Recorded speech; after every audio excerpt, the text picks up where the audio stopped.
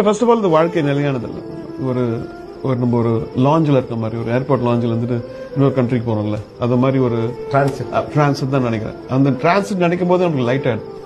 சரி, நம்ம தொல்லைகளும் ஜாஸ்தி இருக்காது, பர்மனண்டா இருக்காது, நமக்கு நல்லதும் பர்மனண்டா இருக்காது. வயசுல எங்க அப்பா இருந்துட்டாரு தெரியும், அப்புறம் எங்க பாட்டி இருந்துட்டாங்க, அப்புறம் நான் ஒரு நாய்க்குட்டி வச்சிருந்தேன், நாய் இருந்துச்சு, எல்லாமே போன உடனே அப்புறம் நினைச்சா எதுவுமே நிலையானது இல்லை. ஸோ நம்ம வந்து பண்ற ஒரு எந்த இன்டென்ஷன்ல போறோமோ, மியூசிக்கோ லவ்வோ, அது கடைசி வரைக்கும் எப்படி தக்க வைக்கணும். ஓகே. ஸோ தொடர்ச்சியான இழப்புகள் வந்து உங்களுக்கு வாழ்க்கையை பற்றின ஒரு புரிதலை சின்ன வயசுலேயே கொடுத்துச்சுன்னு நினைக்கிறீங்களா? But still how did you handle that? ஏன்னா நீங்க மியூசிக்குள்ள உள்ள வந்தது யங் ஏஜ், இப்போ நாங்கள் அதை ஒரு செலிப்ரேஷன் மாதிரி பேசுறோம். எது பிடிச்சாலும் அது வந்து நம்ம கிட்ட போயிடுது இல்லையா? லைக் சப்போஸ் சின்ன வயசுல வந்து எனக்கு ஒரு எக்யூப்மெண்ட் ஒன்று வாங்கிட்டு வந்தேன். அந்த எக்யூப்மெண்ட் வந்து எனக்கு எப்போ வரும் வெயிட் பண்ணும்போது அது வரவே வரல. அதுக்கப்புறம் ஒரு மாதிரி ஒரு ரென் செஷன் வந்த உடனே அதை நெக்ஸ்ட் டே மார்னிங்ல லேண்ட் ஆயிடுச்சு.